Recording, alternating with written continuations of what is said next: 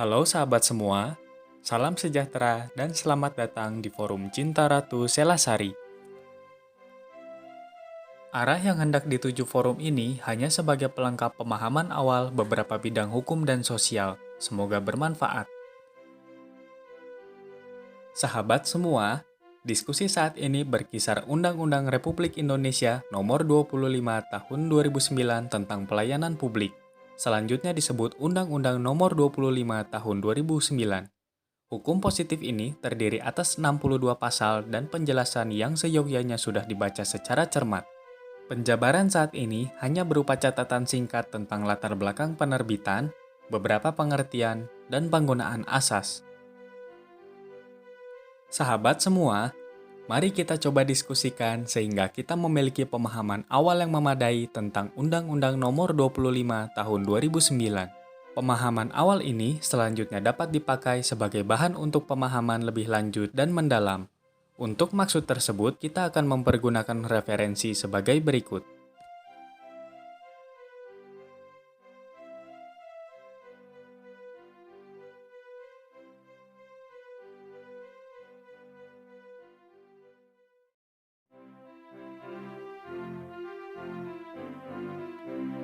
Gundul-gundul pacucul gembelengan, nyunggi-nyunggi wakuku gembelengan, wakun rimpang sekane dadi salatar, wakun rimpang sekane dadi salatar.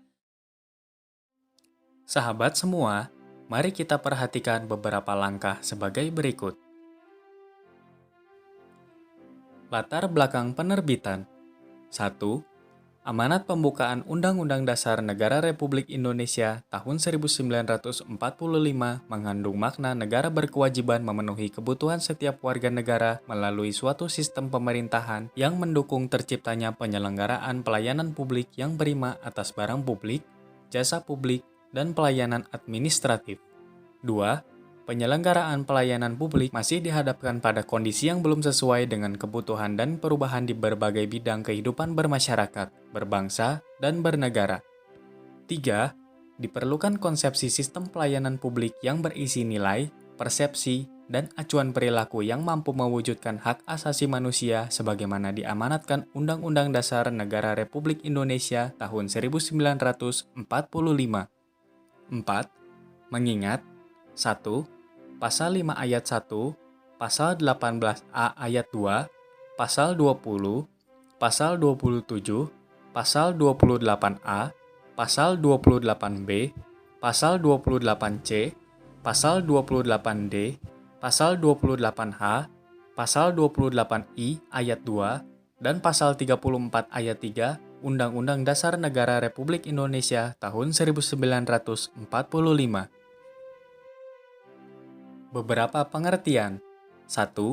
Pelayanan publik adalah kegiatan atau rangkaian kegiatan dalam rangka pemenuhan kebutuhan pelayanan sesuai dengan peraturan perundang-undangan bagi setiap warga negara dan penduduk atas barang, jasa, dan atau pelayanan administratif yang disediakan oleh penyelenggara pelayanan publik.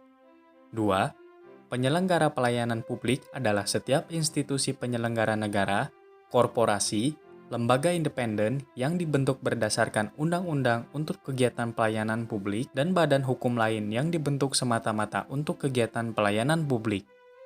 3. Organisasi penyelenggara pelayanan publik adalah satuan kerja penyelenggara pelayanan publik yang berada di lingkungan institusi penyelenggara negara, korporasi, lembaga independen yang dibentuk berdasarkan undang-undang untuk kegiatan pelayanan publik dan badan hukum lain yang dibentuk semata-mata untuk kegiatan pelayanan publik. 4. Pelaksana pelayanan publik adalah pejabat, pegawai, petugas, dan setiap orang yang bekerja di dalam organisasi penyelenggara yang bertugas melaksanakan tindakan atau serangkaian tindakan pelayanan publik. Penggunaan asas-asas. Penyelenggaraan pelayanan publik berasaskan A. Kepentingan umum, B. Kepastian hukum, C. Kesamaan hak, D. Keseimbangan hak dan kewajiban, E. Keprofesionalan, F. Partisipatif, G. Persamaan perlakuan atau tidak diskriminatif, H. Keterbukaan. I. Akuntabilitas. J. Fasilitas dan perlakuan khusus bagi kelompok rentan. K. Ketepatan waktu.